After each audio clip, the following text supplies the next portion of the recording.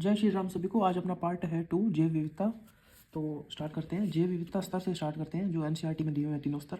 अनुवांशिक जैव विविधता, जिसका अर्थ है किसी जाति में अनेक प्रजातियां, अर्थात कोई भी जाति है। जैसे मानव की जाति है होमो सेपियंस, और इसके अंदर जो अलग अलग प्रजातियां हैं, जैसे कोई नेपाली है, कोई चीन वाले हैं, तो उसके अंदर शामिल है, तो उसे कहते हैं अनुवांशिक जैव विविधता। और दूसरा उदाहरण जैसे स्नेक है, ठीक है, उसके अंदर अनेक प्रजातियां हैं, तो वो अनुवांशिक रूप से अलग अलग प्रजातियां होती है, तो उसी को ही हम कहते हैं अनुवांशिक जैव विविधता।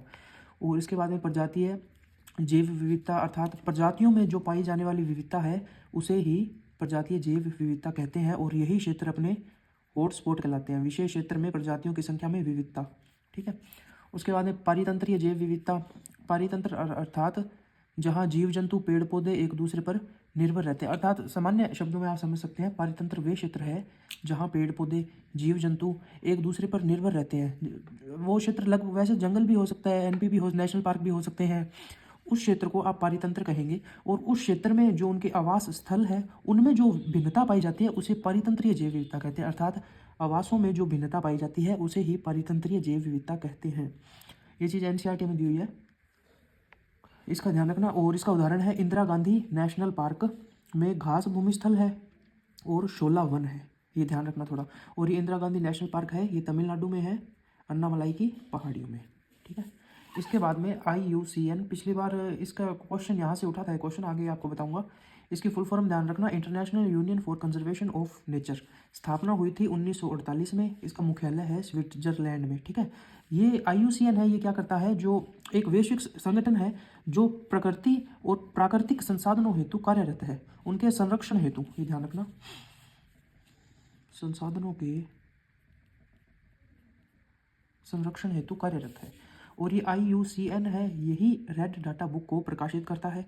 रेड डाटा बुक है जो संकटग्रस्त प्रजातियों से संबंधित है। इसमें रेड डाटा बुक में जानकारी होती है संकटग्रस्त प्रजातियों की। में IUCN जो है संकटापन्न पौधों व जीवों की प्रजातियों के उनके संरक्षण, आपको बताया भी IUCN है जो वैश्विक संगठन है जो प्रकृति और प्राकृतिक जो है उनके संरक्षण हेतु कार्य करता है, प्रकृति के संरक्षण हेतु कार्य करता है। उसके लिए इसने 3 वर्गों में संरक्षण के लिए जो प्रजातियां हैं जीवों की और पेड़ पौधों की, उनको 3 वर्गों में विभाजित किया है, वो ध्यान रखना।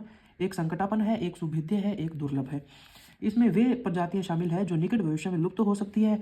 अगर जिन समस्याओं से लुप्त होने का खतरा है, जिस समस्या से इनके जो प्रजाति को खतरा आया है, अगर वो वैसे ही निरंतर चलती रही तो भविष्य में वे प्रजातियां समाप्त हो जाएगी।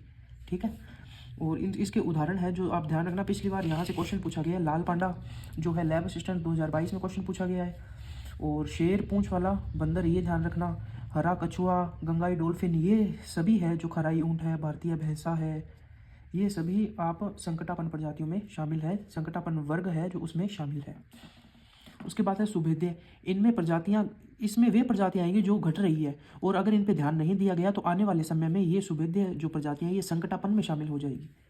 जैसे उदाहरण ओलिव रिडले समुद्री कछुआ, 4 सींगों वाला मृग, 12 सींगा, 1 सींग वाला गेंडा, समुद्री गाय। ये समुद्री गाय मन्नार की खाड़ी में पाई जाती है, ध्यान रखना, मन्नार की खाड़ी। और ये 1 सींग वाला गेंडा है जो ये काजीरंगा अभयारण्य असम में पाया जाता है, काजीरंगा असम। ये समुद्री गाय पूर्वी अफ्रीका से लेके ऑस्ट्रेलिया तक पाई जाती है वैसे। बाकी भारत में मुख्यतः क्षेत्र इसका मन्नार की खाड़ी है जो अपने श्रीलंका के ऊपर वाली साइड और तमिलनाडु के नीचे बीच वाला क्षेत्र है, उसी क्षेत्र को कहते हैं मन्नार की खाड़ी। उसके बाद में निकोबारी बंदर और सांभर। इसके पश्चात दुर्लभ वर्ग है। इसकी संख्या तो बहुत कम ही है, कुछ ही स्थानों पर देखने को मिलती है, वे प्रजाति इसमें शामिल है, बहुत रेयर ही है।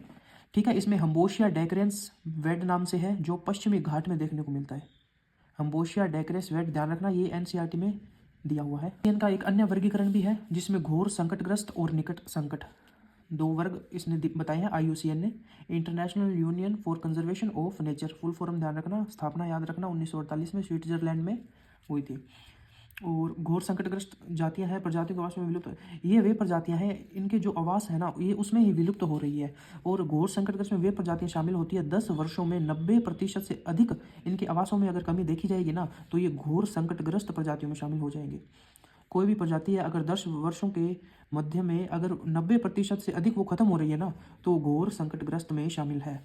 अब देख लो गोडावन है, जो अपने राजस्थान में पाया जाता है। सफ़ेद पेट वाला बगुला है, साइबेरियन क्रेन है, कुबड़ वाला ऊँट है।